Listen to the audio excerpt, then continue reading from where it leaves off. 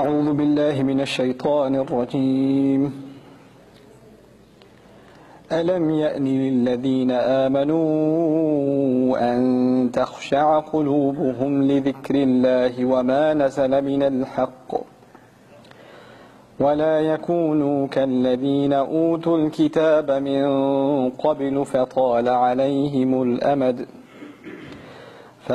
عليهم الأمد فقست قلوبهم وكثير منهم فاسقون.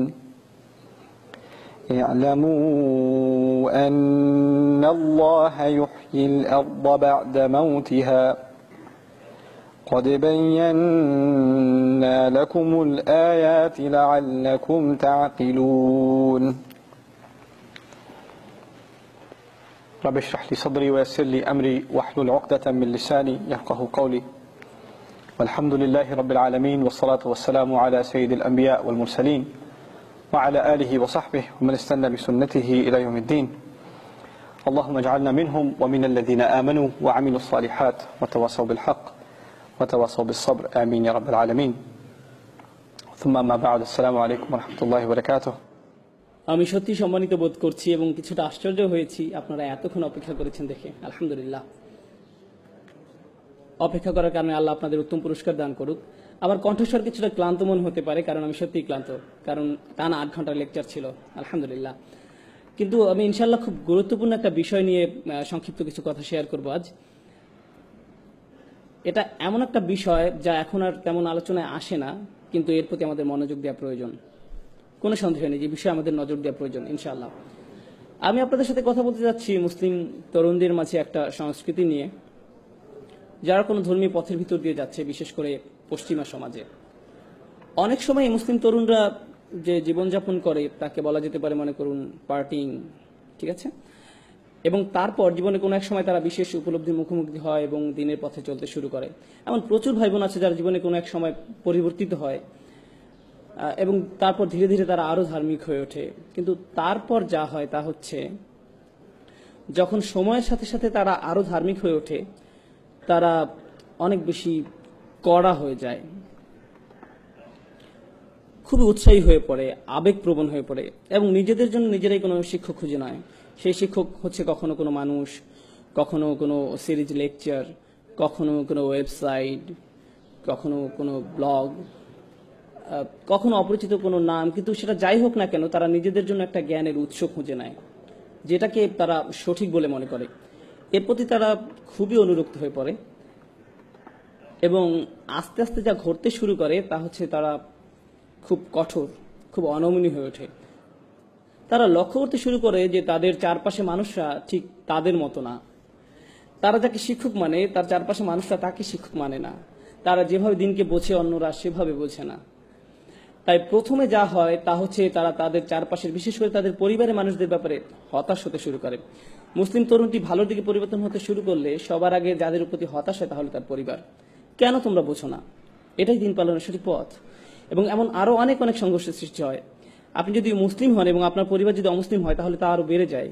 কিন্তু মুসলিম পরিবারের মাঝে থেকেও যদি আপনি দিনকে নতুন করে আবিষ্কার করেন তাহলেও এমন সমস্যার সম্মুখীন হতে হয়। এরকম সমস্যা শুধু যে পরিবারের মাঝে সীমাবদ্ধ থাকে তা নয়, বরং বন্ধু মহলেও বিস্তার ঘটে। অনেক সময় এমন হয় যে আপনার দীর্ঘদিনের বন্ধু, কিন্তু সে কোনো ধর্মীয় পথের ভিতর দিয়ে যাচ্ছে না, বা হয়তো সে যাচ্ছে কিন্তু পথটা ঠিক আপনার মতো না, আপনার দিনের বুঝ হয়তো তার মতো না, অথবা কিছু বিষয় হয়তো তারা আপনার মতো এতটা কঠোর না, এবং এটা আপনার পক্ষে মেনে নেওয়া খুব কষ্টকর হয়ে যাচ্ছে।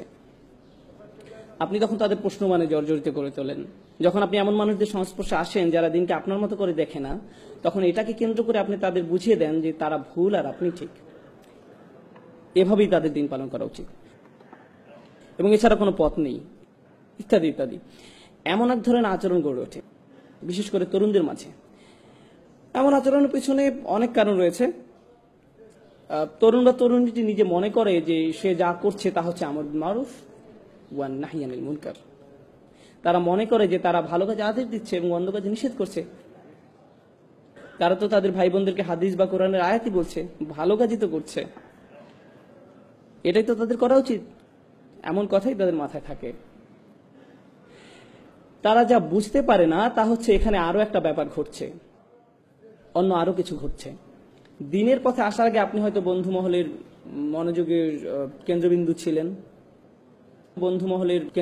ছিলেন, আপনি গুন্ডা মাস্তান যাই ছিলেন না কেন সকলের মধ্যমণি হয়ে থাকতেন। যখন আপনি ধর্মের পথে আসলেন তখন আপনাকে ঘিরে আর সেটা রইল না, কিন্তু আপনার তখন এমন কিছু একটা চাই। অন্যদের উপর নিজের আধিপত্য দেখানোর জন্য আপনার ভেতরে এক ধরনের জেদ কাজ করে। আপনার মনে হয় যে আমি মানুষকে দেখাতে চাই কোনো না কোনো ভাবে আমি তোমাদের চেয়ে সেরা। এবং এই ঘুরপথে চলতে গিয়ে বেশিরভাগ সময় নিজের অজান্তেই অধিকাংশ সময় তারা মানুষকে যে ধর্মীয় মতামত প্রদান করে তার মাধ্যমে তারা নিজেদের শ্রেষ্ঠত্ব দেখাতে চায়। তারা মানুষের কাছে প্রমাণ করে দিতে চায় যে অন্যরা আসলে ধর্মটা ঠিকমতো জানে না, আমি ধর্ম সম্পর্কে ঠিকমতো জানি। আসো তোমাকে বলি কোনটা সঠিক, আসো তোমাকে এই আয়াতটা শিখাই, তোমাকে এই হাদিসটা শিখাই, তুমি জানো না এটা এভাবে না ওভাবে। মানে ধর্ম নিজেই আপনার ইগো প্রকাশের মাধ্যম হয়ে ওঠে। এমন ঘটনা খুবই দুঃখজনক, কারণ ধর্ম নাজিল হয়েছিল যেন আমরা নিজেদের বিনয়ী করে তুলি, কিন্তু এখন আমরা সেই একই ধর্ম ব্যবহার করছি নিজেদের অহংকার প্রকাশ করতে, দাম্ভিকতা প্রকাশ করতে।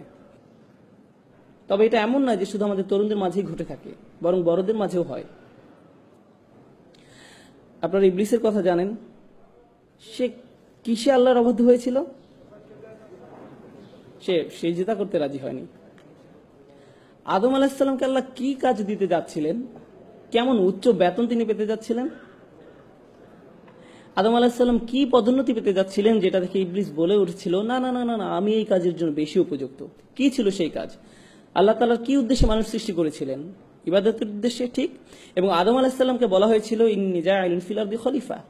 আল্লাহ ওনাকে কোথায় ন্যস্ত করেছিলেন? পৃথিবীতে। এবং এটা কি ছিল? আল্লাহর কাজ করার দায়িত্ব। এটা একটা ধর্মীয় উপাধি।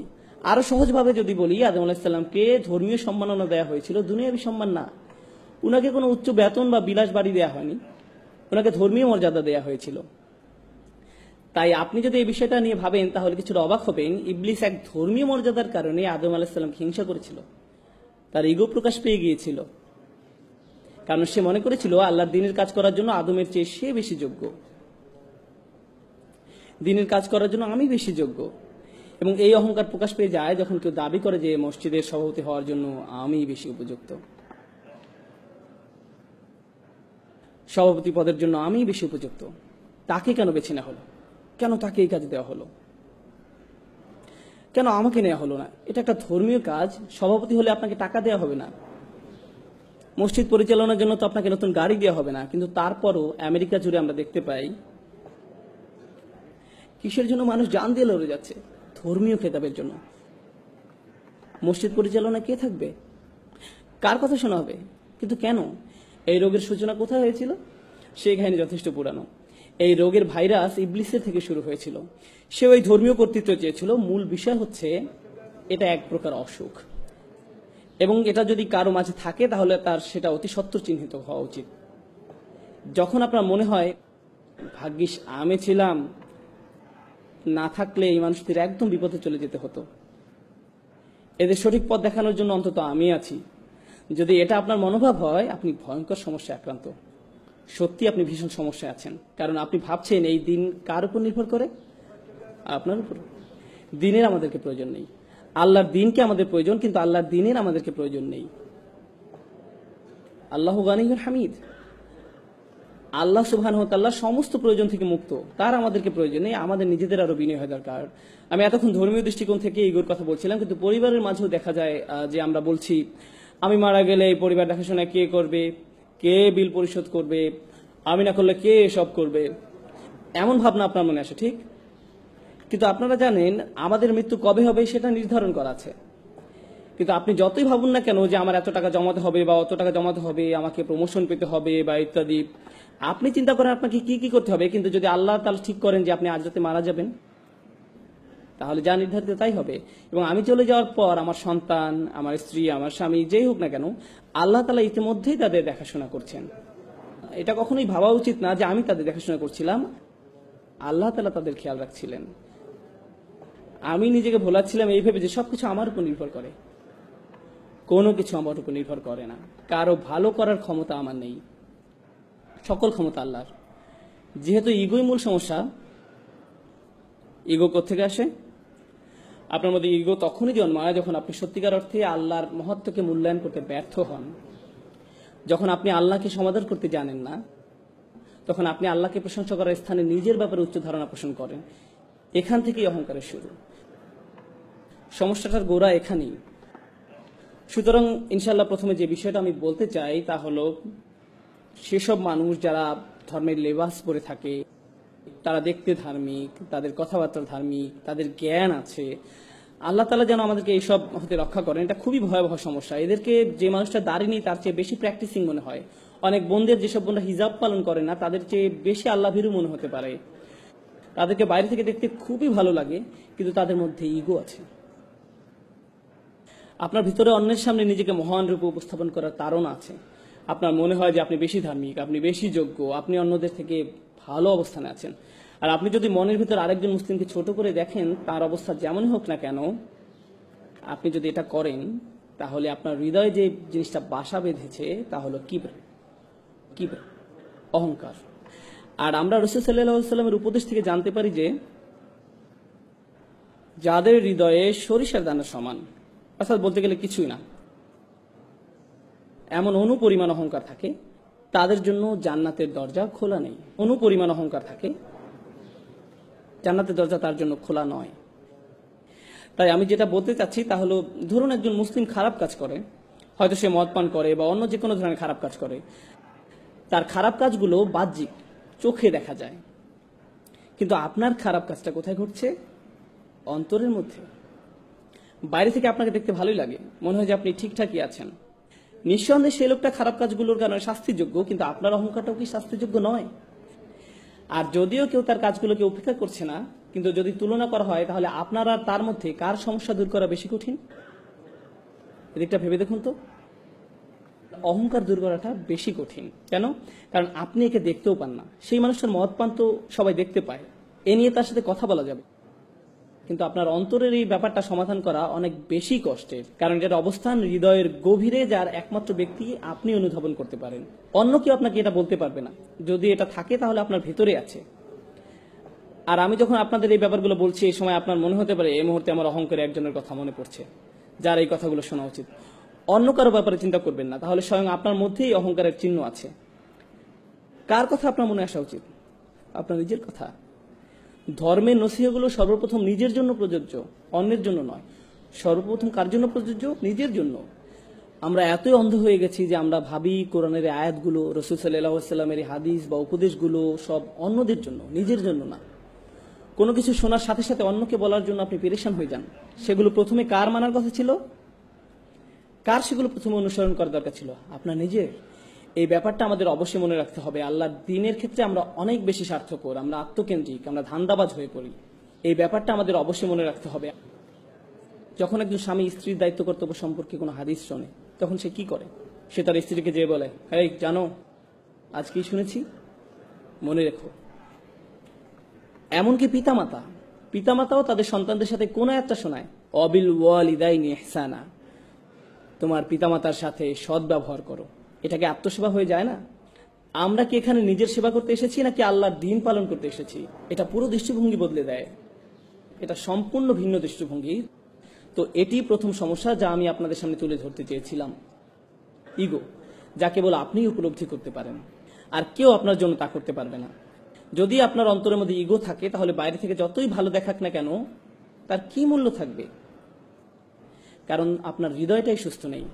আর আল্লাহ বলেন, ইল্লামান আতাল্লাহু বিকলবিন সালিম, কিন্তু একমাত্র তারা ব্যতীত যারা সুস্থ অন্তর নিয়ে আল্লাহর কাছে আসবে।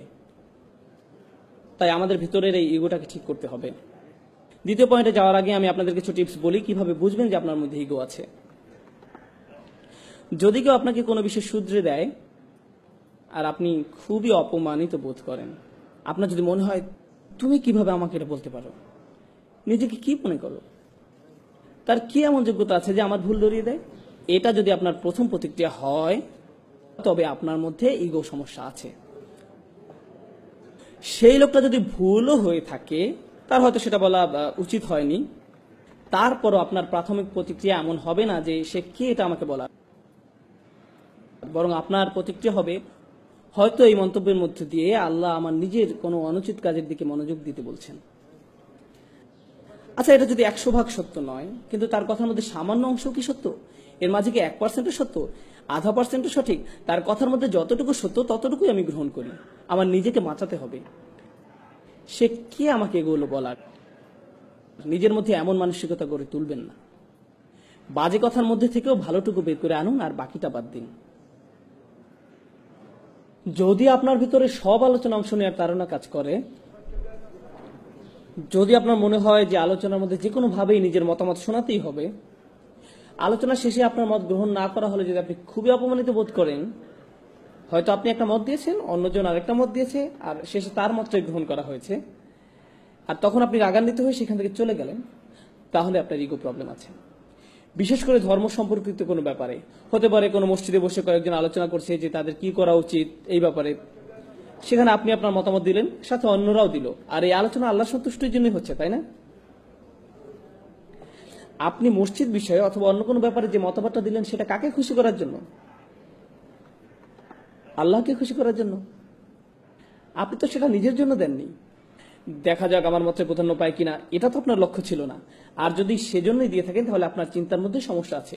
তো আপনি যদি প্রকৃতপক্ষে আল্লাহর সন্তুষ্টির জন্য কোনো বিষয়ে আন্তরিক মতামত দেন, তাহলে ইতিমধ্যেই কি আপনার পক্ষে সওয়াব লেখা হয়নি? আল্লাহ সন্তুষ্টির জন্য কোনো বিষয়ে আন্তরিক মত দেন, তাহলে কি আপনার জন্য সওয়াব পেয়ে গেলেন না? হ্যাঁ, আল্লাহ আপনাকে আপনার প্রাপ্য পুরস্কার দেবেন। তাই লোকের আপনার মতামত গ্রহণ করুক আর না করুক, আপনি ইতিমধ্যে সওয়াব পেয়ে গেছেন। তাই লোকের আপনার মতামত গ্রহণ করুক আর না করুক, সেটা আপনার কাছে কোনো গুরুত্বপূর্ণ ব্যাপার নয়। কারণ আপনি যে জিনিসটা চেয়েছিলেন তা তো আপনি পেয়ে গেছেন। কিন্তু আপনার নিয়ত যদি আল্লাহ সন্তুষ্ট অর্জন না হয়ে নিজের মতামতের প্রাধান্য হয়, তাহলে আপনি বলবেন, না, আমি আমার মত দিয়েছি যাতে এটাই প্রধান মত হয়, আর সেটা না হওয়াতে আমি অপমানিত বোধ করছি। এভাবে নিজেকে সহজেই যাচাই করা যেতে পারে। অন্যকে আপনার ইগো চেক করতে পারবে না। যদি আপনি কষ্ট পান, তাহলে নিজেকে নিজে প্রশ্ন করুন। এই ব্যাপারগুলো চর্চা করা অনেকটাই কঠিন, তারপর আমাদের নিজেদেরকে যাচাই করা চালিয়ে যেতে হবে। সুতরাং প্রথম সমস্যাটা হলো ইগো, যাদেরকে বাইরে থেকে ধার্মিক মনে হয়, কিন্তু ভেতরে নিজেদের অন্য থেকে বড় করে উপস্থাপন করার ধারণা কাজ করে। দ্বিতীয় সমস্যাটাও অনেকটা একই ধরনের। বাইরে থেকে ধার্মিক মনে হয়, বেশ ভালো লাগে, জ্ঞানী মনে হয়, মুখে ভালো কথাও বলে, ভালো পোশাক পরে, সবকিছুই চমৎকার, তাকে দেখে যে কেউ বলবে এই ভাইটা আসলে অসাধারণ একজন মানুষ। কিন্তু ভেতর ভিতরে কি হয় জানেন? প্রথম ক্ষেত্রে নিজের মধ্যে ইগো জন্ম নেয়, আর দ্বিতীয় সমস্যা হলো হৃদয় কঠিন হয়ে পড়ে। তখন আল্লাহর কথা আপনাকে আর নাড়া দেয় না, কুরআন শুনেও আপনি কিছু অনুভব করেন না। অনেক দিন হয়ে গেছে আপনি সালাতে দাঁড়িয়ে কাঁদেন না, আপনার হৃদয়ে কোনো অনুভূতি ছুঁয়ে যায় না। আপনি নিয়মিত এগুলো শুনছেন, কিন্তু আপনার সবসময় মনে হয় আমি তো এগুলো আগে থেকেই জানি, আমার এসব শুনে লাভ নেই, এগুলো তো আমি অনেক আগেই শুনেছি, আমি জানি এরপর কি বলবেন। সালাতে দাঁড়িয়ে আপনি ভাবতে থাকেন ইমাম সাহেবের তেলাওয়াত আরো শুদ্ধ হতে পারতো, তার কলকলাটা আরো ভালো হতে পারতো, তিনি মতটা যথেষ্ট লম্বা করেননি, গুন্নাটা, এসবই আপনার সালাতের মাঝে হচ্ছে। এটা কিসের লক্ষ্য জানেন? আপনার তাজবিদ ভালো, কিন্তু হৃদয় কঠিন। আল্লাহর কালামও কি আপনাকে নাড়া দেওয়ার জন্য যথেষ্ট নয়? সেগুলো শুনেও কি আপনার হৃদয় বিগলিত হয় না? আপনি কেবল সেগুলো কি অবচেতন মনেই শুনে যান? একদিকে আপনার ইলম বৃদ্ধি পাচ্ছে, লোকজনের সামনে আপনাকে খুবই ধার্মিক বলে মনে হচ্ছে, কিন্তু যে সময় একা থাকেন, যখন আর কেউ আপনাকে দেখতে পায় না, তখন আপনার ভেতরে খারাপ সত্তাটা বেরিয়ে আসে, যার কিছু আলাদা আচরণ আছে, যে কিছু গোপন কাজ করে, আপনি কখনো কল্পনাই করতে পারবেন না যে সে এরকম খারাপ কাজ করতে পারে। তার স্বাভাবিক চলাফেরা দেখে, মানুষের সাথে তার আচরণ দেখে আপনি ধারণাই করতে পারবেন না যে তারা নির্জনে এরূপ, কিন্তু তারা নির্জনে একদম ভিন্ন এক মানুষের রূপ নেয়, যাকে দেখে আপনিও চিনতে পারবেন না। তো সেই মানুষের ভেতরে একটা দানব বাস করছে, তার কিছু বাজে সমস্যা আছে, কিন্তু তাকে বাহ্যিক দিক থেকে দেখে একজন মহান ব্যক্তি মনে হয়। কেউ আপনার এই সমস্যা দূর করতে পারবে না, কারণ তারা জানেও না যে আপনার মধ্যে এমন একটা সমস্যা বিরাজ করছে। তাই প্রথম সমস্যা হলো ইগো, দ্বিতীয় সমস্যা হলো কঠিন হৃদয়। আর দুটোই আত্মিক সমস্যা, দুটোই হৃদয়জনিত সমস্যা। আর এই সমস্যাগুলো কেবল একজনই শনাক্ত করতে পারে। কে সে? আপনি নিজে। ইনশাআল্লাহ শেষের দিকে যে এই সমস্যাগুলো দূর করার জন্য কিছু টিপস নিয়ে আলোচনা করব। আমি দ্বিতীয় পয়েন্টটা গুছিয়ে আনতে চাই, হৃদয় কঠিন হয়ে পড়ার ব্যাপারে। আল্লাহ তাআলা বলেন, যে একটা আমি শুরুতে তিলাওয়াত করেছিলাম সূরা হাদীদ থেকে, আল্লাহ প্রথমে আহলে কিতাবদের সাথে পড়ে আমাদের সাথে কথা বলছেন। তিনি বলেন, আলাম ইয়ানিল্লাযিনা আমানু, মানুষদের মধ্যে যারা ইমানদার বলে নিজেদেরকে দাবি করে, আন তাকশা কুলুবুহুম লিযিকরিল্লাহ, তাদের জন্য আল্লাহর স্মরণে হৃদয় বিগলিত হওয়ার সময় আসেনি? তাদের হৃদয় সশ্রদ্ধ ভয়ে পূর্ণ হওয়া উচিত, তাদের হৃদয় হয়ে যাওয়া উচিত বিগলিত। যখন আপনার পেশি নরম আর দুর্বল হয়ে পড়ে, জানেন সেটা আসলে খুশ, তখন আপনাকে শক্তিহীন মনে হয়, আপনার মনে হয় কেউ আপনাকে বশীভূত করে ফেলেছে। আল্লাহ বলেছেন তাদের হৃদয় আল্লাহর ভয়ে তাঁর কথা স্মরণ করে বশীভূত হয়ে পড়া উচিত। যারা বিশ্বাসী তাদের জন্য কি আল্লাহ স্মরণে হৃদয় গলে যাওয়ার সময় আসেনি? ওমা নাযালা মিনাল হক, এবং যে সত্য অবতীর্ণ হয়েছে তার কারণে।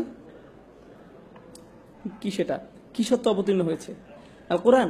এরপরে আল্লাহ একে আয়াতে বলছেন ওয়ালা ইয়াকুনু কাল্লাযীনা উতুল কিতাবা মিন ক্বাবল, তোমরা তাদের মতো হয়ো না যাদেরকে পূর্বে কিতাব দেয়া হয়েছিল। ফাতালা আলাইহিমুল আমাদ, এরপর একটা বড় সময় অতিক্রান্ত হয়ে গেছে, তার মানে তারা এই কিতাব ধারণ করেছিল দীর্ঘ সময়ের জন্য। যখন তারা এভাবে কিতাব ধারণ করেছিল, আপনারা জানেন যখন প্রথম ধর্মীয় অনুশাসন শুরু করেন তখন আপনি উত্তেজিত থাকেন, এই উত্তেজনা এক সময় চলে যায়, যা থাকে তা হলো বহিরাবরণ। ফাকাসাদ কুলুবুহুম, এরপর যা ঘটে তা হলো অন্তর কঠিন হয়ে যায়। একটি দীর্ঘ সময় অতিক্রান্ত হওয়ার পর ধর্মীয় কার্য সম্পাদন একটা রুটিনে পরিণত হয়। এমন কিছু তারা করে যা শুধু করতে হয়, তারা এটা করছে কারণ এটা করতে তারা অভ্যস্ত, কিন্তু এটা আর এমন কিছু নয় যা তাদের হৃদয়কে আলোড়িত করে। তাদের হৃদয় কঠিন হয়ে গেছে। যখন আপনার অন্তর কঠিন হয়ে যায় তখন কলুষিত হওয়ার ভয় আপনার জন্য খুব বেশি।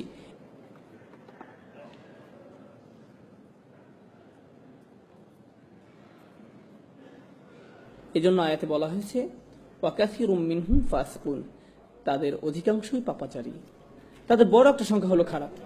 আয়াতটি শেষ হয়েছে আহলে কিতাবদের দিয়ে, কিন্তু কি দিয়ে শুরু হয়েছিল? আলাম ইয়ানিল্লাযীনা আমানু, আলোচনাটি আসলে তাদের নিয়ে যারা বিশ্বাস স্থাপন করেছে আর কিভাবে তাদের অন্তর কঠিন হয়ে গেছে। আর এটা যদি আপনার ভিতরে অনুভব করতে পারেন, কেউ আপনাকে বলে দিতে পারবে না, এটা কেউ আপনাকে বলে দিতে পারবে না। আমি আবার বলছি, আপনার জন্য এটা অনুমান করতে পারবে না। একমাত্র যে এটা ধরতে পারবে সে ব্যক্তি হলো আপনি নিজে, অন্য কেউ নয়। আপনি আল্লাহর সামনে কতটুকু বিনয়ী, আপনি অন্যদের সামনে কতটুকু বিনয়ী, এই বিষয়টা আপনাকে বলে দিতে পারবো না, আমি আপনাকে বলে দিতে পারবো না, একমাত্র আপনিই বলতে পারবেন। আপনি যদি কখনো হতাশায় ভোগেন, আপনি বুঝতে পারবেন যে আপনার অন্তর আসলে কঠিন হয়ে গেছে, আর আপনি নিজে এই সমস্যাটা আপনার মধ্যে বাড়তে দিয়েছেন। যখন কোনো ধর্মীয় ব্যক্তির উপস্থিতি খুবই ভীতিকর মনে হয়, কোনো দেখতে ধার্মিক লোক, তাকে দেখার সাথে সাথে আপনার মনে ভীতি তৈরি হয়, তাদের সাথে কথা বলতে আপনি আতঙ্কিত হন, তাদের আশপাশে যাওয়া আতঙ্কজনক হয় আপনার জন্য, আপনি আতঙ্কগ্রস্ত হয়ে পড়েন। অনেক সময় যেসব বোন হিজাব পরেন না, তারা হিজাব পরা একজনকে আসতে দেখলে তারা রাস্তা ক্রস করে অন্যদিকে চলে যান, ওই যে হিজাব পুলিশ আসছে, এবং সে নিশ্চয়ই আমাকে এমন কিছু বলবে যে আমার মন খারাপ করে দিবে। এখন একদিকে এটা ভয়ের কারণ, অন্যদিকে কখনো এটা সত্যি। কিছু মানুষ রয়েছে যারা অন্যদের নিচু চোখে দেখে, তারা অন্যদের প্রতি মারাত্মক অধ্যত আচরণ করে। এখন আপনি আমাকে বলুন, কিছুদিন আগেও না আপনি পার্টি মাতিয়ে রাখতেন? যারা আপনার সাথে এভাবে কথা বলে তাদের আপনি কিভাবে জবাব দেন? আপনি কি ভুলে গেছেন যে আপনি কোথা থেকে এসেছেন, আল্লাহ আপনাকে কোথায় নিয়ে এসেছে? কারণ মানুষ ভুলে যায় যে তারা কি ছিল আর আল্লাহ তাদের কোথায় এনেছেন। তারপর কয়েক বছর অতিক্রান্ত হওয়ার পর যখন তারা ভালো হয়ে যায়, তখন এমন কাউকে দেখলে তারা বলে আস্তাগফিরুল্লাহ, সে এমন কিভাবে হলো? আপনি কোথায় ছিলেন? এই লোককে দেখে তো আপনার শিক্ষা নেওয়া উচিত, আপনি তো ঠিক তার মতোই ছিলেন। আল্লাহর যে রহমত আপনার উপর বর্ষিত হয়েছে তা আপনার স্মরণ করা উচিত। কুনতুম আলা শাফা হুফরাতিন মিনান নার, আপনি দোজখের একেবারে প্রান্তে ছিলেন, ফাআনকাযাকুম মিনহা, তিনি আপনাকে রক্ষা করেছেন। আর সেই আয়াতে আল্লাহ বলছেন ফাআল্লাফা বাইনা কুলুবিকুম, তিনি তোমাদের অন্তরে ভালোবাসা সৃষ্টি করেছেন। আপনারা আপনাদের অন্তরসমূহের মাঝে যদি ভালোবাসা পেতে যান, তাহলে আপনাকে মনে রাখতে হবে যে আপনি নিজেও একদিন এই পথে ছিলেন এবং আপনাকে সেখান থেকে রক্ষা করা হয়েছে। আপনাকে এজন্য রক্ষা করা হয়নি যে আপনি খুব স্মার্ট মানুষ, আপনি রক্ষা পাওয়ার যোগ্য। এটা আপনার প্রতি কার অনুগ্রহ ছিল?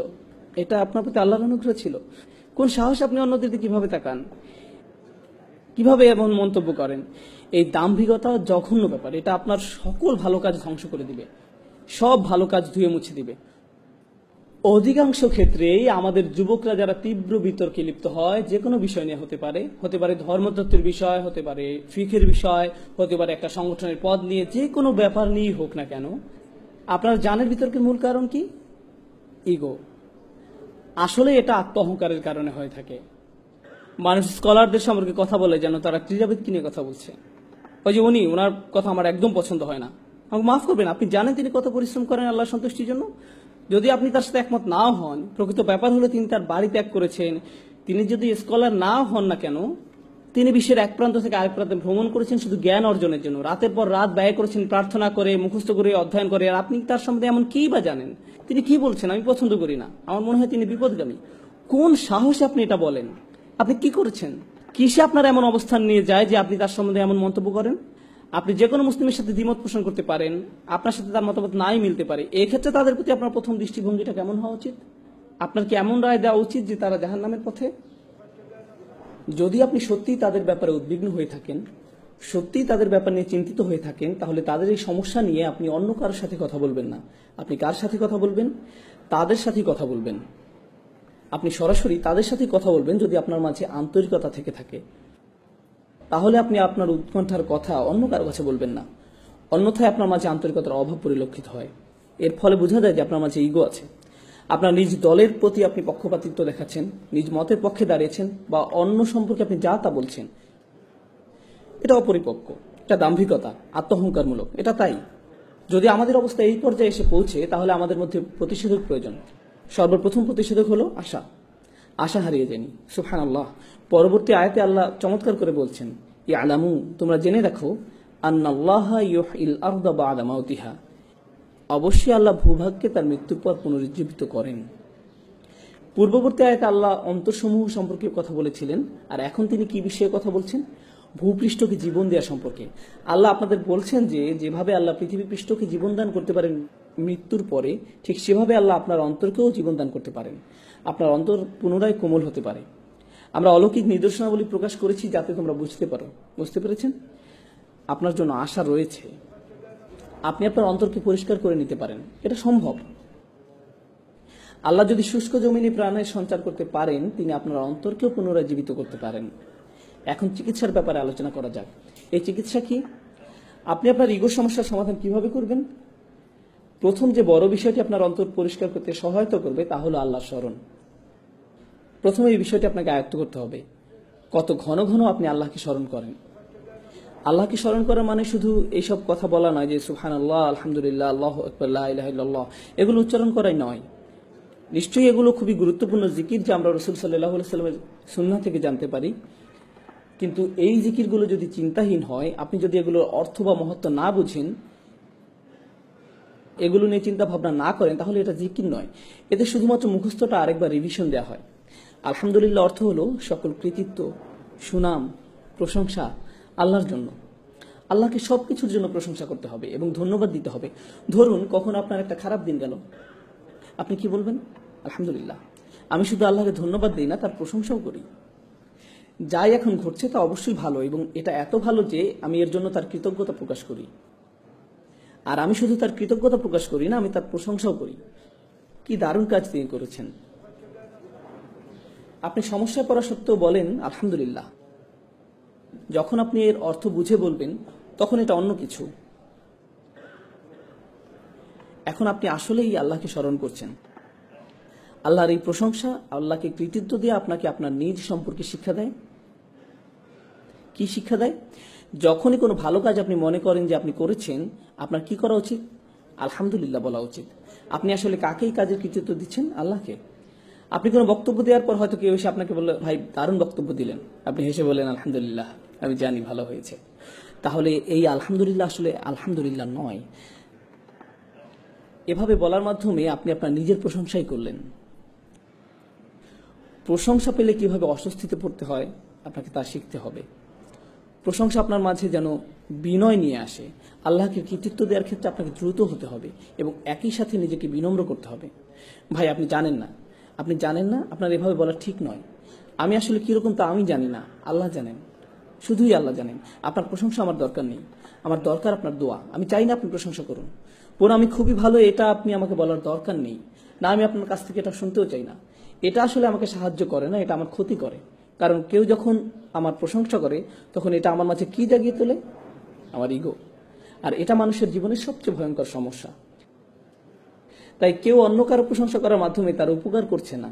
আর নম্রতা সম্পর্কে শেষ যে বিষয়টি আমি আপনাদের সাথে শেয়ার করতে চাই, সেটা হলো যখন কেউ আপনাকে বাজে কথা বলে বা আপনাকে অপমান করে, এটা আসলে আপনাকে বিনয়ী করতে সাহায্য করে। তারা হয়তো আপনার প্রতি একটা অনুগ্রহ করলো। তারা মনে করতে পারে যে তারা আপনাকে ছোট করতে পেরেছে, কিন্তু এটা হয়তো আল্লাহর তরফ থেকে আপনার জন্য একটা মেসেজ বা একটা উপহার। এর মাধ্যমে আল্লাহ আপনাকে নম্রতা উপহার দিলেন। এই জন্য ইবনে তাইমিয়া রাহমাতুল্লাহ বলতেন, যখন কেউ আমাকে কষ্ট দেয় আমি মনে করি এটা আল্লাহর পক্ষ থেকে উপহার, তিনি আমাকে নম্রতা শিক্ষা দিচ্ছেন। সুবহানাল্লাহ, এটা একটা ব্যতিক্রম উদাহরণ। এরপর মানুষের উপকার করা শিখুন শুধুমাত্র আল্লাহর সন্তুষ্টির জন্য। অনেক সময় কেউ কেউ সাধ্যের অতিরিক্ত করে ফেলে। ধার্মিকদের প্রতি এটাই আমার শেষ বক্তব্য, বিশেষ করে তরুণদের জন্য। তারা অনেক কর্মকাণ্ডে অংশ নেয়, তারা সংগঠনে অংশ নেয়, তারা দলে যোগদান করে, তারা মসজিদে যোগদান করে, তারা বিভিন্ন অনুষ্ঠানে যায়, তারা সবসময় কর্মঠ থাকে, তারা ডান বাম করতেই থাকে। এরপর কি ঘটে জানে, তারা ইচ্ছা শক্তি হারিয়ে ফেলে, তারা পুরোপুরি ক্লান্ত হয়ে যায়। যখন তারা পুরোপুরি ক্লান্ত হয়ে যায়, এরপর তারা কখনোই আগের অবস্থায় ফিরে আসতে পারেন। ভারসাম্য রাখুন, ধীরে ধীরে অগ্রসর হন। আপনাকে সপ্তাহের এক ছুটিতেই সব করে ফেলতে হবে না, অথবা গ্রীষ্মের ছুটিতেই সব করতে হবে এমন নয়, বরং ধীরে ধীরে অগ্রসর হন। ইনশাআল্লাহ আপনি গতি ধরে রাখতে পারবেন। এবং যখন আপনি শুধু আল্লাহর জন্যই কোনো কিছু করবেন এবং আপনি হতাশ হয়ে যান না, কোনো ফলাফল হচ্ছে না, এই জন্য উদাহরণ হিসাবে এই অনুষ্ঠানের কথা বলা যাক। আমাকে দাওয়াত দেওয়া হয়েছিল, আমি বলেছিলাম ঠিক আছে আমি রবিবার আসব। শনিবার রাতে কেন নয়? কারণ তখন এখানে কেউ থাকবে না। জানেন আমার প্রথম মতামত কি ছিল? তো কি হয়েছে, আমি আপনাদের জন্য এখানে আসছি না। আমি কেন আসছি? আর বড় কোনো কারণ আছে। আপনারা আমাকে কিছু দিচ্ছেন না, কে দিচ্ছেন? আল্লাহ, ঠিক। তাই এখানে একজন থাকুক, 100 জন থাকুক, আর কেউ না থাকুক, আমি কি আমার বিনিময়ে পাবো? যদি আমার নিয়ত ঠিক থাকে আমি পেয়েছি, যদি আমার নিয়ত ঠিক থেকে থাকে। আপনি কেন এখানে এসেছেন? কারণ আপনার বন্ধু আপনাকে আসতে বলেছে, কারণ আপনাকে আসতে জোর করা হয়েছে, কারণ আপনার গাড়ি এখনো ছাড়ছে না তাই আপনি এখানে আটকে গেছেন, এই জন্য? তাহলে আপনি কিছু অর্জন করতে পারলেন না। কিন্তু আপনার যদি এখানে আসার কারণ থাকে এরকম যে আজ রাতে আমি আল্লাহকে স্মরণ করব, আমি আল্লাহর আরো নিকটবর্তী হব, এমনকি যখন কিছু হচ্ছে না আপনি সেটার অপেক্ষায় আছেন, এই অপেক্ষার সময়টাও আপনার পক্ষে পুণ্য লেখা হচ্ছে। দৃষ্টিভঙ্গির পরিবর্তন করুন, নিয়তের পরিবর্তন করুন, ঠিক আছে? এটা আপনার জীবন ভর অনেক সাহায্য করবে। কারণ আপনি যখন কিছু করেন, যেমন প্রচারপত্র বিলি করছেন, মানুষকে প্রোগ্রামের দাওয়াত দিচ্ছেন, কিন্তু কেউ উপস্থিত হলো না, তখন আপনি মনে মনে বলেন কেউ কিছু শুনতে চায় না, কিন্তু আপনি হতাশ হয়ে পড়বেন না। কারণ কেন? কারণ আপনি প্রচারপত্র বিলি করেছিলেন কি জন্য? কেন আপনি দাওয়াত দিয়েছিলেন? কোথায়, কার কাছে আপনার প্রত্যাশা? আপনার কাজ চেষ্টা করা, ফলাফল তার কাছে। আপনি এই ফলাফলের দায়িত্ব নন। আপনি যখন এটাকে আন্তরিকভাবে মেনে নিতে পারবেন তখন জীবন অনেক সহজ হয়ে যাবে এবং আপনি নিজের প্রতি অনেক সন্তুষ্ট থাকবেন। আপনি হতাশ হয়ে পড়বেন না। কারণ সেখানে মাত্র অল্প কিছু মানুষ, তাদের সংখ্যা আরো বেশি হতে পারতো, হ্যাঁ সেখানে আরো মানুষ থাকতে পারতো, কিন্তু সেটি আল্লাহ হাতে। আমি কি আমার দায়িত্বটুকু পালন করেছি? আমি কি যথেষ্ট চেষ্টা করেছি? নিজেকে শুধু এটাই জিজ্ঞাসা করার আছে, এবং আমার চেষ্টা কি সত্যি আল্লাহর জন্য ছিল কিনা, নিজেকে শুধু এই প্রশ্নটি করার আছে। আমি এসব আলোচনা আনছি কারণ নিয়তে এমন কিছু নয় যে আপনি জীবনে একবার মাত্র করেন। জীবনে একবার আপনি ইচ্ছা পোষণ করেছিলেন যে আপনি আল্লাহ রাস্তায় কাজ করবেন এবং একজন ভালো মুসলিম হবেন। আপনি সেই ইচ্ছা পোষণ করেছিলেন, কিন্তু সেই ইচ্ছাতে মরিচা পড়তে পারে। ফলে আপনাকে বারবার নিয়ত ঠিক করতে হবে, আপনাকে বারবার নিয়ত ঠিক করতে হবে। এবং আপনি জানেন সবাই ভাবছে আপনার ইচ্ছা অনেক শক্তিশালী, কারণ তারা শুধু আপনার বাইরেরটা দেখছে। তারা কি দেখে না? ভেতরেরটা। এবং যেহেতু তারা শুধু বাইরেরটা দেখে, তারা আপনাকে বলবেন আপনি খুবই ভালো একজন মানুষ, এবং আপনি তাদের বিশ্বাসও করা শুরু করবেন, যার ফলে আপনার সমস্যাটাকে আপনার জন্য আরো ভয়াবহ করে তুলছেন। প্রথম প্রতিকার হচ্ছে আল্লাহকে স্মরণ করা। দ্বিতীয় প্রতিকার হচ্ছে উত্তম সঙ্গী খোঁজা, এমন সহচর খোঁজা যারা আপনার চেয়ে উত্তম। তৃতীয় প্রতিকার হচ্ছে গুরুত্বপূর্ণ প্রতিকার, নিজের মুখ বন্ধ রাখতে শেখা। নিজের মুখ বন্ধ রাখতে শেখা।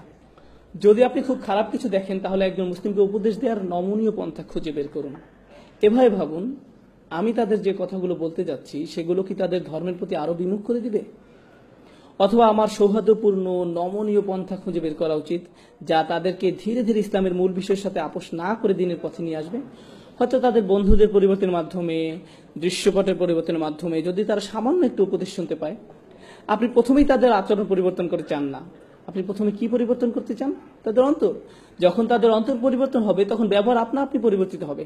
বেশিরভাগ সময় আমরা মানুষের কিসের পিছে ছুটি? আমরা তাদের ব্যবহারের পিছনে ছুটি। আপনি মানুষের ব্যবহার পরিবর্তন করতে পারবেন না, আপনি তাদের শুধু স্মরণ করে দিতে পারবেন এবং আশা করতে পারেন আল্লাহ তাদের অন্তরকে পরিবর্তন করে দিন। আপনার দায়িত্ব স্মরণ করে দেয়। ফাদাক্কির। আল্লাহ রসুল মানুষদেরকে আল্লাহর সাথে শিরক করতে দেখেছেন, কুফরি করতে দেখেছেন, এবং আল্লাহ বছরের পর বছর তাকে বলেছেন ফাদাক্কির ইন্নাফাতিদ যিকরা, ফাদাক্কির ইন্নাফাতিদ যিকরা, স্মরণ করিয়ে দাও, স্মরণে উপকারিতা আছে। মহানবী সাল্লাল্লাহু আলাইহি সাল্লাম এই একই ধরনের খুব খারাপ মানুষদের কাছে 10 বছর দাওয়াত দিয়েছেন এবং আল্লাহ বলে গেছেন স্মরণ করিয়ে দাও, এতে কাজ হবে। স্মরণ করিয়ে দাও, এতে উপকার আছে। আপনি কাউকে স্মরণ করে দিলেন, এতে কোনো ফল পাওয়া যায় না। তখন আপনি বলেন আমি তাকে স্মরণ করে দিয়েছিলাম, সে পাত্তাই দেয়নি, তাকে স্মরণ করে দেওয়ার মাঝে কোনো উপকার নেই। নবী সাল্লাল্লাহু আলাইহি সাল্লামের জীবনে দেখুন তিনি কি পরিমাণ স্মরণ করে দিতেন, এবং আল্লাহ বলে যেতেন আপনি হয়তো উপকারিতা দেখতে পাচ্ছেন না, কিন্তু সেখানে উপকারিতা আছে। হ্যাঁ, উপকারিতা আছে। এবং আন্তরিকভাবে মনে করিয়ে দেয়া থেকে উপকারিতা প্রথম কে পাবে? সেই ব্যক্তি যে স্মরণ করিয়ে দেয়। কে প্রথম উপকৃত হচ্ছে? আপনি, কারণ আপনি স্বীকার করে নিয়েছেন যে শব্দগুলো আপনার মুখ থেকে বের হচ্ছে, কিন্তু প্রভাব কোথা থেকে আসবে? আল্লাহ তাআলার পক্ষ থেকে। এবং যদি আপনার কথায় কাজ না হয়, তাহলে হয়তো কার মাঝে কিছু সমস্যা আছে, আপনার মাঝে। আপনার প্রথম প্রতিক্রিয়া এমন হওয়া উচিত নয় যে তার মাঝে কিছু সমস্যা আছে, সে আমার কথা শোনে না। এটি প্রথম প্রতিক্রিয়া হওয়া উচিত নয়। আপনি জানেন নবী সাল্লাল্লাহু আলাইহি সাল্লাম যখন মানুষকে উপদেশ দিতেন, দাওয়াত দিতেন, এবং তারা ওনার কথা শুনতো না, তখন ওনার মনে চিন্তা উকি দিত, হয়তো আমি আমার দায়িত্ব ঠিকভাবে পালন করতে পারছি না, হয়তো আমি এই কথাগুলো আরো ভালোভাবে বলতে পারতাম। এবং তখন আল্লাহ তাআলা তাকে মনে করে দিতেন, না না না, আপনি আপনার দায়িত্ব ঠিকভাবে পালন করেছেন, আপনার যা করার কথা আপনি তাই করেছেন, আপনি শুধু সতর্ক করে যান, আপনি শুধু সতর্ক করে যান, ফলাফল নিয়ে দুশ্চিন্তা করবেন না, আপনার যা করার কথা শুধু তা করে যান। এই লাইনগুলোর সাথে শেষ যে আয়াতটি আমার মাথায় এসেছে, আমার এটি আপনাদের সাথে শেয়ার করা উচিত, কারণ এটি এই ইস্যুর জন্য গুরুত্বপূর্ণ। ইনশাআল্লাহ দুটি আয়াত, একটি সূরা শুরা, সূরা নম্বর 42, এবং আরেকটি আয়াত যেখানে নবী সাল্লাল্লাহু আলাইহি সাল্লামকে উপদেশ দেওয়া হয়েছিল, সূরা আলে ইমরান। তার মানে দুটি আয়াত। সূরা শুরা, ওয়ামা তাফাররাকু ইল্লা মিন বাদি মা জাআহুমুল ইলম বাগয়াম বাইনাহুম। তাদের কাছে জ্ঞান আসার পরই তারা পারস্পরিক বিভেদের কারণে মতভেদ করেছে। যতক্ষণ তাদের কাছে জ্ঞান আসেনি, ততক্ষণ তারা নিজেদের মাঝে মতভেদ করেনি। তার মানে কারা এখন মতপার্থক্য করছে? জ্ঞানী মানুষেরা। কিসে জ্ঞানী? বিজ্ঞান, পদার্থবিজ্ঞান, রসায়ন, জীববিজ্ঞান। কিসে তারা জ্ঞানী? ধর্মীয় জ্ঞানে, ধর্মীয় জ্ঞানে, আসমানি কিতাবে জ্ঞানী, সুন্নতে জ্ঞানী। জ্ঞানী হওয়ার পর তারা কি করছে? মতবিরোধে পতিত হচ্ছে। কেন? আল্লাহ তাআলা বলে দিচ্ছেন বাগিয়াম বাইনাহুম, একজন আরেকজনের উপর কর্তৃত্ব করার জিদ থেকে। তাদের এরূপ জিদ থাকে এবং তারা নিজেদের সেরা মনে করতে চায়। এবং কি সেই হাতিয়ার যা তাদের সেরা ভাবায়? ধর্মীয় বিষয় জ্ঞান। তারা এই ধর্মীয় জ্ঞানকে এমন একটা মাধ্যম বানিয়ে ফেলে যা দ্বারা তারা নিজেদের গর্ববোধকে আরো বাড়িয়ে তোলে। কি ভয়ানক অপরাধ! এই আয়াতের শেষে আল্লাহ তাআলা বলছেন, ওয়ালাউলা কালিমাতুন সাবাকাত মির রাব্বিকা ইলা আজালিম মুসাম্মা লাকুদিয়া বাইনাহুম। যদি আপনার পালনকর্তার পক্ষ থেকে নির্দিষ্ট সময় পর্যন্ত অবকাশের সিদ্ধান্ত না থাকতো, তবে তাদের ফয়সালা হয়ে যেত, তাদেরকে শাস্তি দেয়া হতো, তাদেরকে তখনই শাস্তি প্রদান করা হতো। এটি খুবই গুরুতর অপরাধ। এটি খুবই গুরুতর অপরাধ যে তারা তাদের দিনকে মতবিরোধের হাতিয়ার হিসাবে ব্যবহার করছে, এবং অহংকার ছাড়া আর অন্য কিছুই তাদের জ্ঞানকে একে অপরের সাথে মতবিরোধের হাতিয়ারে পরিণত করেনি। আল্লাহ তাআলা আমাদেরকে এই মারাত্মক অপরাধ থেকে হেফাজত করুন, বিশেষ করে আমাদের তরুণ প্রজন্মকে। এদেশে তরুণদের যে সংস্কৃতি, আপনারা বল খেলেন, কেউ একজন আপনার সাথে ব্লক করে দেয়, এরপর কি হয়? পরের খেলায় আপনি প্রতিশোধ গ্রহণ করেন, আপনার অবস্থা পুনরায় উদ্ধার করেন, কারণ প্রতিপক্ষ আপনাকে নিয়ে হাসি ঠাট্টা করবে। এই হচ্ছে সংস্কৃতি। আমার বিরুদ্ধে তোমার এত সাহস কিভাবে হয়? এটি শুধুমাত্র খেলা নয়, এটি অহংকারের একটি পরীক্ষা। গাড়ি চালানো অবস্থায় কেউ একজন আপনাকে পেছনে ফেলে দিল, কি আপনাকে ক্রুদ্ধ করে দিলে? তুমি আমাকে তোমার হোন্ডা সিভিক দিয়ে আমার M5 কে পাস করে যাচ্ছ? না না, আমি তোমাকে দেখে নিব, আমি তোমাকে আমার ক্ষমতা এক্ষুনি দেখিয়ে ছাড়বো, আমি গ্যাস প্যাডেল 4 পর্যন্ত চাপ দিয়ে তোমাকে দেখিয়ে দেব কিভাবে কি করতে হয়। এসব কিসের বহিঃপ্রকাশ? অহংকার। এই সমাজে প্রতিনিয়ত আমাদের জানানো হচ্ছে তোমরা অহংকার বৃদ্ধি করো, সবকিছু তোমাকে নিয়ে। যে গান লেখা হয় বা গাওয়া হয়, যেমন আমার চেইন, আমার হ্যাট, আমার জুতা, আমার মোজা, যেটাই হোক, সবকিছুতে আমি আমি আমি। তুমি আমাকে ছুঁতে পারবে না, আমার দিকে তাকাতে পারবে না, আমার চোখের দিকে তাকাবে না, আমি তোমার এই করব, এরপর আমি এই করব। এসবের মানে কি? এসব কি তাৎপর্য বহন করে? অহংকার। নিজের মধ্যে অহংকারকে উস্কে দেয়, নিজের উপাসনা করা। এটা ঠিক তাই, আসলে এই ইগো আত্মপূজার দিকে ধাবিত করে। এবং এই দিন শুধুমাত্র তাদের জন্য একটি দিন যারা আল্লাহর সামনে নিজেকে নত করে দেয়। তার মানে এই আয়াতটি খুব খুব গুরুত্বপূর্ণ। সূরা আল ইমরান এর শেষ আয়াত। বিশেষ করে যারা নেতৃত্বস্থানীয় অবস্থানে আছেন, আপনাদের মাঝে যাদেরকে অন্যরা অনুসরণ করে, যারা জানে অথবা এমনকি ভাবে যে সে অন্যদের চেয়ে বেশি জানে, আল্লাহ রাসূল সাল্লাল্লাহু আলাইহি সাল্লামকে বলছেন, ফাবিমা রাহমাতিম মিনাল্লাহি লিনতা লাহুম ওয়ালাউ কুনতা ফাযযান গালিযাল কলব লানফাদ্দু মিন হাওলিক। আল্লাহর বিশেষ দয়া ও অনুগ্রহের কারণে আপনি নবী সাল্লাল্লাহু আলাইহি সাল্লাম সাহাবীদের প্রতি কোমল। ওয়ালাউ কুনতা ফাযযান গালিযাল কলব, যদি আপনি তাদের প্রতি শক্ত হতেন, কঠোর হৃদয়ের হতেন, অনমনীয় হতেন, জিদ করতেন, এমনকি যদি তাদের সাথে কথা বলার সময় কিছু পরিমাণ কঠোরতা প্রদর্শন করতেন, লানফাদ্দু মিন হাওলিক, তারা আপনা থেকে দূরে সরে যেত। তারা কারা? সাহাবারা আপনার থেকে দূরে পালিয়ে যেত। আপনি কে? রাসূল সাল্লাল্লাহু আলাইহি ওয়াসাল্লাম। চিন্তা করতে পারেন, সাহাবারা রাসূল সাল্লাল্লাহু আলাইহি ওয়াসাল্লাম থেকে দূরে পালিয়ে যেত। আল্লাহ বলেননি আপনি যদি সত্যের পথে না ডাকেন তাহলে তারা পালিয়ে যাবে, আপনি যদি তাদের কোরআন শিক্ষা দেওয়া বন্ধ করে দেন তাহলে তারা পালিয়ে যাবে, আপনি যদি ওহী প্রকাশ না করেন তাহলে তারা পালিয়ে যাবে। রাসূল সাল্লাল্লাহু আলাইহি ওয়াসাল্লাম কি করলে তারা পালিয়ে যাবে? তিনি এখনো কোরআন শিক্ষা দিচ্ছেন, এখনো সত্যের সন্ধান দিচ্ছেন, সবকিছুই ঠিক আছে। শুধুমাত্র কি পরিবর্তনের কথা আয়াতে বলা হয়েছে যা তাদেরকে দূরে সরিয়ে দিবে? যদি তিনি সাহাবীদের প্রতি কঠোর হন, কঠিন হন, এতটুকুই যথেষ্ট, তারা দূরে সরে যাবে। সুবহানাল্লাহ, কি দারুণ শিক্ষা আল্লাহ দিচ্ছেন। আল্লাহ কি দারুণ শিক্ষা রাসূল সাল্লাল্লাহু আলাইহি ওয়াসাল্লামকে দিচ্ছেন। সর্বোৎকৃষ্ট নেতার প্রতি যদি এই শিক্ষা হয়, তাহলে কি আপনার মনে হয় না যে এটি আমাদের জন্য বেশি প্রযোজ্য? এটি অবশ্যই প্রযোজ্য। যদি আপনি কোনো নেতৃস্থানীয় অবস্থানে থাকেন, যদি আপনাদেরকে হাত ওঠাতে বলি, হাত ওঠানোর দরকার নেই, কথার কথা, আমি যদি হাত দেখাতে বলতাম আপনারা কয়জন নেতৃস্থানীয় আছেন আপনি জানেন? আপনাদের প্রত্যেকের হাত ওঠানো উচিত। আপনারা প্রত্যেকেই নেতৃস্থানীয় লোক।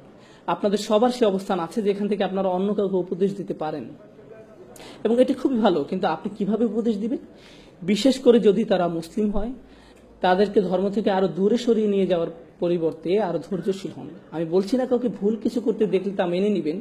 যদি হারাম কিছু করতে দেখেন তাহলে বলবেন, দেখুন আমি জানি এটি হারাম, আমি আসলে আপনার জন্য উদ্বিগ্ন। এটি বিভিন্নভাবে বলা যায়। এই কাজটি করাতে দোজখে যাবে তুমি জানো, এটা একভাবে বলা। নিজের কাজের জন্য তোমার লজ্জিত হওয়া উচিত, এটা বলার একটা ধরন। ভাই আমি সত্যি তোমার জন্য উদ্বিগ্ন, সিরিয়াসলি তুমি জানো ওটা খারাপ, আর আমি তোমাকে ভালোবাসি, তুমি কেন এটা করছো? তোমার কোনো সাহায্য লাগবে? আসলে কেন বন্ধ করছো না? এটা বন্ধ করো, আসো এটা নিয়ে আলোচনা করি আন্তরিকতার সাথে। আন্তরিকতা এটা দেখানো যায় না, তবে প্রকাশ করা যায়। এতে প্রকাশ পায় আপনি আন্তরিক নাকি শুধু ওদের প্রতি আপনার মন্তব্য প্রকাশ করতে চান বা তাদের ছোট করতে চান। এখানে পার্থক্য আছে। আপনি মানুষের সাথে কিভাবে বলেন তার মধ্যে পার্থক্য আছে। আদিল্লাতিন আলাল মুমিনিন, তারা মুসলমানদের প্রতি বিনম্র আচরণ করে, কোরআনে এভাবে বলা আছে। কিন্তু আপনি কিভাবে জানবেন আপনি আন্তরিক কিনা? এই আয়াতে এটা বলা আছে। এরপরে আমরা শেষ করব। ফাআফু আনহুম ওয়াস্তাগফির লাহুম ওয়াশাওিরহুম ফিল আমর, কাজেই আপনি তাদের ক্ষমা করে দিন, তাদের জন্য মাগফিরাত কামনা করুন এবং কাজে কর্মে তাদের সাথে পরামর্শ করুন। তাদের ভুলের পর আপনি তাদের প্রতি সহনশীল যদি তারা ভুল করে ফেলে। প্রথম কাজ, তাদের মমতার সাথে ক্ষমা করে দিন, ফাআফু আনহুম। এরপর আল্লাহ সুবহানাহু ওয়া তাআলার কাছে ক্ষমা প্রার্থনা করুন। আল্লাহর কাছে ক্ষমা প্রার্থনা মানে এই নয়, ধরুন কোনো ভাই কিছু করলো আর আপনি বললেন, এই যাই হোক আল্লাহ তাআলা তোমাকে ক্ষমা করে দিক, এটা ফাস্তাগফির লাহুম নয়। আপনি কখন তাদের জন্য আল্লাহর কাছে ক্ষমা চাইবেন? যখন আপনি নিজের জন্য আল্লাহর কাছে ক্ষমা চাইছেন, নির্জনে। নির্জনে প্রার্থনার মানে কি? আন্তরিকতা, ওটা আন্তরিক, অকৃত্রিম।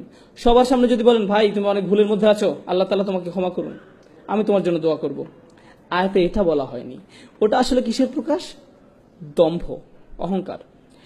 তাদের জন্য আন্তরিকভাবে নির্জনে দোয়া করুন, ফাস্তাগফির লাহুম। আর ওরা যাতে বোঝে যে আপনি ওদেরকে ভদ্র মানুষ মনে করেন, ওয়াশাওিরহুম ফিল আমর, তাদের সাথে পরামর্শ করুন, তাদের মতামত গ্রহণ করুন, তাদের মতামত জানতে চান, তাদেরকে ভদ্র মানুষ হিসাবে গণ্য করুন। রাসূল সাল্লাল্লাহু আলাইহি ওয়াসাল্লামের কারোর সাথে পরামর্শ করার প্রয়োজন ছিল না। ওনার কাছে যা নাজিল হতো ওহী, সে অনুযায়ী উনি সিদ্ধান্ত দিতে পারতেন। কিন্তু আল্লাহ সুবহানাহু ওয়া তাআলা ওনাকে সিদ্ধান্ত গ্রহণে অন্যদের সাথে পরামর্শ করার আদেশ দিয়েছেন। কেন? যাতে তারা অনুভব করে কি সংযুক্ত, সম্মানিত। এটা একজন নেতার চারিত্রিক বৈশিষ্ট্য হওয়া উচিত। উনি তার অধীনে যারা ছিল তাদেরকে বুঝতে দিয়েছেন যে তারাও সম্মানিত। ওয়াশাওিরহুম ফিল আমর, এবং কাজে কর্মে তাদের সাথে পরামর্শ করুন। ফাইদা আযমতা ফাতাওয়াক্কাল আলাল্লাহ, যখন আপনি কোনো সিদ্ধান্ত নেন আল্লাহ তাআলার উপর বিশ্বাস রাখুন, কারণ আপনার সিদ্ধান্তই সাফল্যের চাবিকাঠি নয়। সব সাফল্যের মূলে আছেন আল্লাহ সুবহানাহু ওয়া তাআলা। ইন্নাল্লাহা ইউহিব্বুল মুতাওয়াক্কিলিন, আল্লাহ তার উপর নির্ভরকারীদের ভালোবাসেন। আল্লাহ আমাদেরকে আমাদের চেয়েও ভালো মানুষদের সঙ্গ দান করুন, যেন আমরা আমাদের অহংবোধ নিয়ন্ত্রণ করতে পারি। আল্লাহ সুবহানাহু ওয়া তাআলা আমাদের এই তৌফিক দিন যেন আমরা আমাদের আশেপাশে মানুষদের সদুপদেশ দিতে পারি। যারা বলে লা ইলাহা ইল্লাল্লাহ, যারা আমাদের সাথে এই চমৎকার কালেমায় বিশ্বাস করে, তারা আমাদের রক্তের সম্পর্কের আত্মীয়ের থেকেও অনেক বেশি ভালোবাসার দাবি রাখেন। লা ইলাহা ইল্লাল্লাহ আমাদের রক্তের বন্ধন থেকেও বেশি কাছের করে দেয়। আমরা যেন সব মুসলিমদের সাথে সেই রকমের ভালোবাসা এবং সহমর্মিতা অনুভব করতে পারি, আন্তরিকতা তাদের প্রতি প্রকাশ করতে পারি। আল্লাহ আমাদেরকে সেই তৌফিক দান করুন। আমিন। ভালো উপদেশ যাদের প্রয়োজন তাদের অন্তরে যেন তা প্রবেশ করতে পারে, আল্লাহ সেই তৌফিক দান করুন। আল্লাহ সুবহানাহু ওয়া তাআলা আমাদের উপদেশ গ্রহণ করার ক্ষমতা দিন, আমরা যেন এর সবটুকু ভালো গ্রহণ করতে সমর্থ হই এবং উপদেশ যেন আমাদের অহংবোধ বাড়িয়ে তোলার কোনো মাধ্যম না হয়ে ওঠে। আল্লাহ আমাদেরকে তার সামনে বিনম্র রাখুন, আমাদের অতীত ভুলগুলো ক্ষমা করে দিন, আমরা যেন প্রতিনিয়ত আমাদের অন্তঃকরণকে পরিশুদ্ধ করি, আল্লাহ আমাদেরকে সেই তৌফিক দান করুন, আমিন। এবং পরিশেষে আমি প্রার্থনা করি আল্লাহ যেন আমাদের অন্যান্য সব সম্মেলনের মতো এই সম্মেলনও সব ভালো কাজ, আমাদের সকল ভুল ভ্রান্তি ক্ষমা করে কবুল করে নেন। এমনকি আমাদের অজু, আমাদের নামাজ, আমাদের দোয়া, আমাদের ভুলটুকু ছাড়া সবকিছু আল্লাহ কবুল করে নিন। আল্লাহ যেন আমাদের সবকিছু কবুল করে নেন। আল্লাহ আমাদের সবার ভুল ভ্রান্তি মাফ করে দিয়ে আমাদের সবার ইবাদত কবুল করে নিন, আমিন। ربنا تقبل منا إنك أنت السميع العليم وتب علينا يا مولانا إنك أنت التواب الرحيم وصلى الله تعالى على خير خلقه محمد وعلى آله وصحبه أجمعين والسلام عليكم ورحمة الله وبركاته. جزاكم الله خيرا for listening.